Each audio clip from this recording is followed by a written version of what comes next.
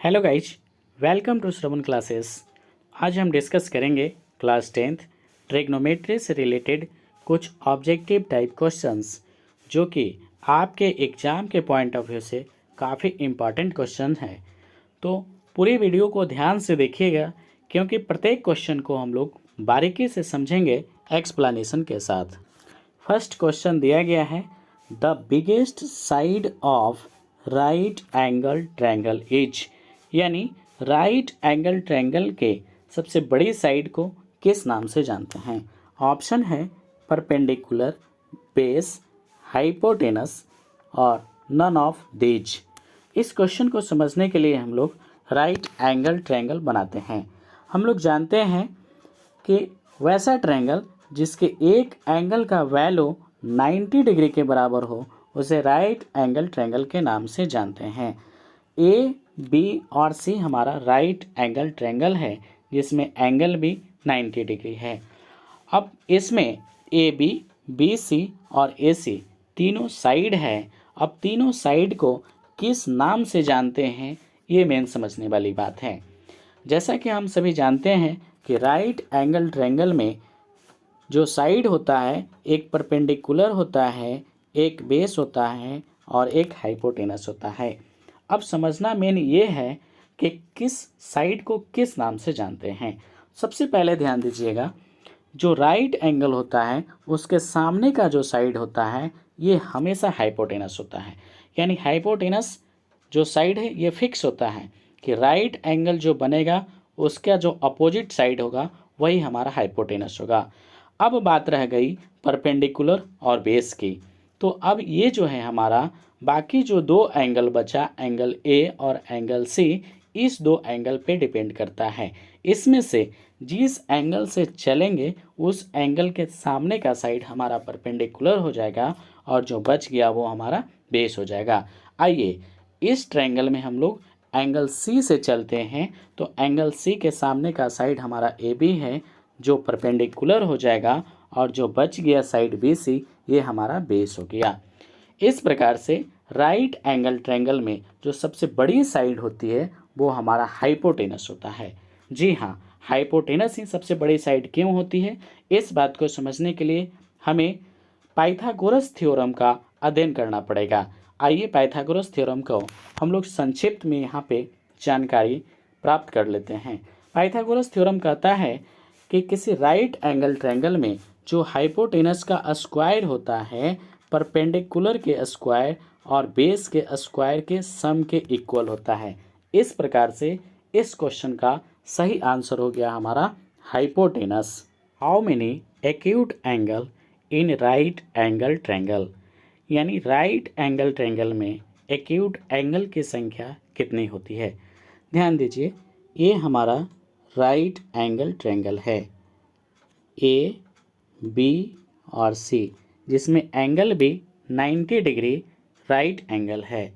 हम लोग जानते हैं किसी भी ट्रायंगल के तीनों एंगल का जो सम होता है 180 डिग्री के बराबर होता है, जिसमें एंगल भी हमारा राइट एंगल है यानी 90 डिग्री के बराबर है।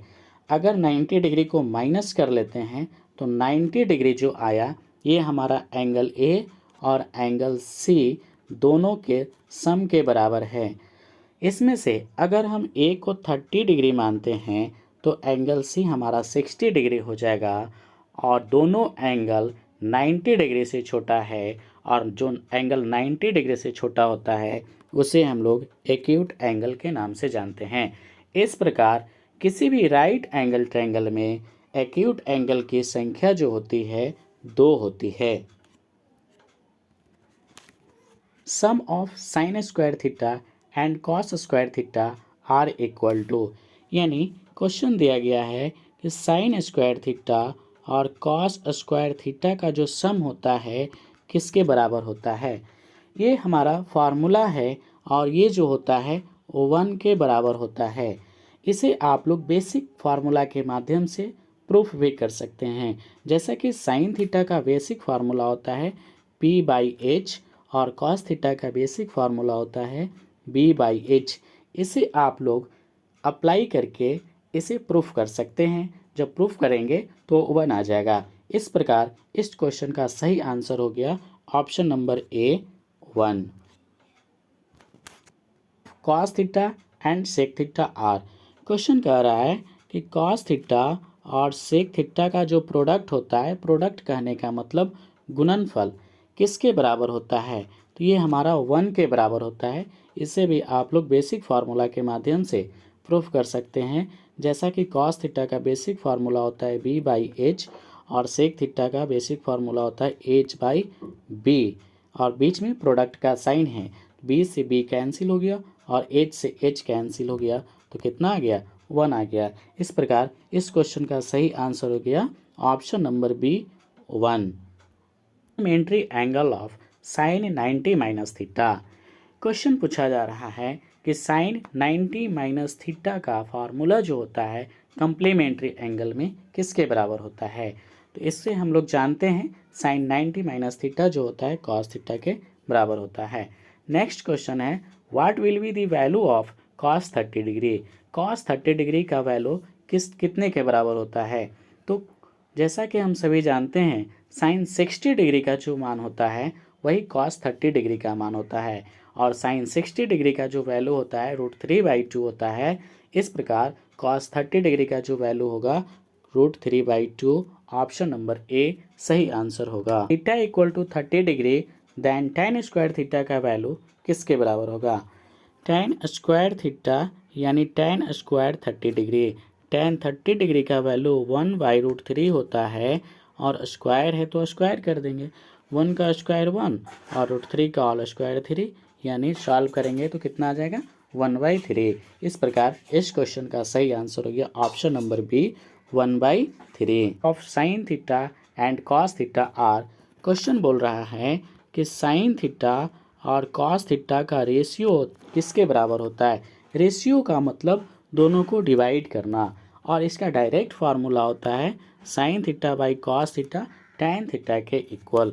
इस प्रकार इस क्वेश्चन का सही आंसर हो गया ऑप्शन नंबर बी। नेक्स्ट है the value of tan a is always less than 1। क्या tan a का वैल्यू जो होता है हमेशा 1 से कम होता है? बिल्कुल गलत दिया गया स्टेटमेंट है, क्योंकि अगर 1 से कम होता तो tan 45 डिग्री का वैल्यू 1 कैसे होता? इस प्रकार दिया गया स्टेटमेंट गलत है, और गलत है तो इसका सही आंसर हो जाएगा option number B. cot a is the product of cot and a। यानी इस क्वेश्चन का कहने का मतलब है कि क्या cot a cot into a के बराबर हो सकता है? बिल्कुल नहीं हो सकता है। क्यों नहीं होगा? क्योंकि cot a जो है हमारा ट्रिग्नोमेट्रिक रेशियो है, और a जो है एंगल है। इस प्रकार ट्रिग्नोमेट्रिक रेशियो को एंगल के साथ मल्टीप्लाई नहीं कर सकते हैं। इस प्रकार दिया गया स्टेटमेंट बिल्कुल गलत है, और इस प्रकार इस क्वेश्चन का सही आंसर हो जाएगा option number B.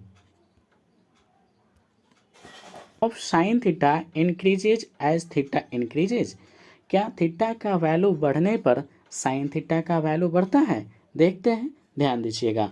0 degree, 30 degree, 45 degree, 60 degree और 90 डिग्री, थीटा का वैल्यू बढ़ रहा है ना? थीटा का वैल्यू तो बढ़ ही रहा है।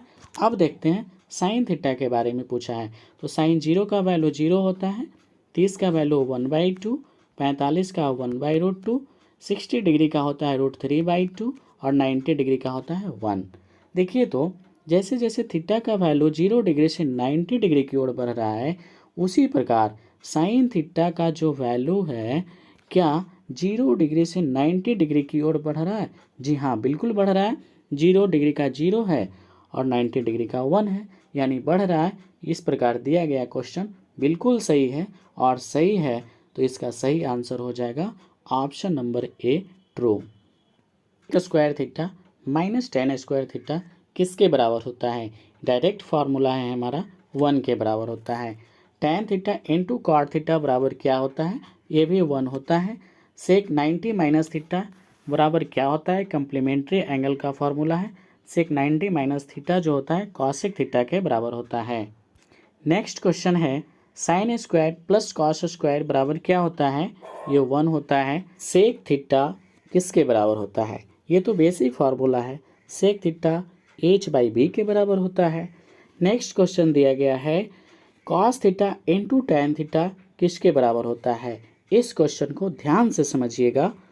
देखिए, कॉस थीटा को कॉस थीटा ही रहने देते हैं, इंटू टैन थीटा के जगह पे हम लोग sine theta by cos theta लिख सकते हैं। कॉस से कॉस कैंसिल हो गया तो क्या बचा? साइन थीटा बच गया। इस प्रकार इस क्वेश्चन का सही आंसर जो है हमारा ऑप्शन नंबर बी हो जाएगा। Sine theta by cos theta बराबर क्या होता है? Sine theta by cos theta tan theta होता है। नेक्स्ट है साइन थीटा बराबर फार्मूला क्या होता है? तो ये साइन थीटा का अपोजिट में से दिया गया है, तो साइन थीटा का अपोजिट कॉसेक होता है, यानी साइन थीटा बराबर 1/कॉसेक थीटा हो जाएगा। नेक्स्ट क्वेश्चन है if theta equal to 30 degree तो सेक थीटा का मान क्या होगा? यानी थीटा के स्थान पे 30 डिग्री रखेंगे, यानी सेक 30 डिग्री का वैल्यू पूछ रहा है, और सेक 30 डिग्री का जो वैल्यू होता है 2/√3 होता है। If theta equal to 30 degree then tan 90 minus theta equal to क्या होगा? जैसा कि हम सभी जानते हैं tan 90 माइनस थीटा का जो फार्मूला होता है कम्प्लीमेंट्री एंगल का दिया गया है कॉट थीटा के बराबर होता है। कॉट थीटा, थीटा के जगह पे कितना रखेंगे? 30 डिग्री रखेंगे, यानी कॉट 30 डिग्री, और कॉट 30 डिग्री का जो वैल्यू होता है √3 होता है। इसका सही आंसर हो जाएगा ऑप्शन नंबर बी। तो मुझे उम्मीद ही नहीं बल्कि पूर्ण विश्वास है कि आप लोग बहुत ही अच्छे तरह से समझ पाए होंगे। मिलते हैं नेक्स्ट सेशन में। बहुत बहुत धन्यवाद।